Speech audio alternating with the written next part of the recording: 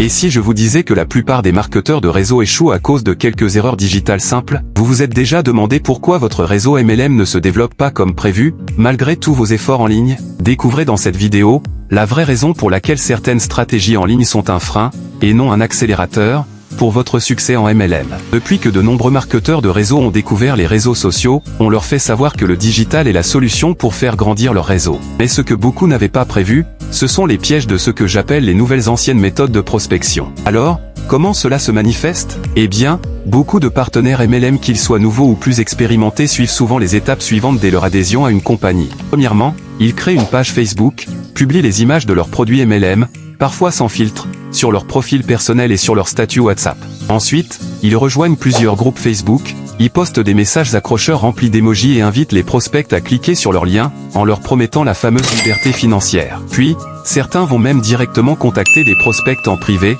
envoyant des textes prédéfinis, toujours remplis d'émojis, sans établir de réelle connexion ni essayer de comprendre les besoins de leurs prospects. Enfin, les plus audacieux tentent la publicité sponsorisée, mais optent plutôt pour la mauvaise stratégie, à savoir le boost de publication. Cette méthode, même si elle semble pratique, est l'une des pires pour obtenir des prospects qualifiés. Alors, que se passe-t-il souvent après tout ça? Ou pas de résultat. Ces leaders MLM sont déçus, certains finissent par se décourager, et tout cela simplement parce qu'ils se sont lancés dans le digital sans formation. Maintenant, vous vous demandez sûrement quelle stratégie publicitaire adopter pour attirer les bons prospects? Je vous donnerai la réponse dans la prochaine vidéo, alors restez connectés. En attendant, si vous souhaitez digitaliser et automatiser votre MLM de manière efficace avec des stratégies avancées, cliquez sur le lien en commentaire. À demain pour la partie 2, et d'ici là, portez-vous bien.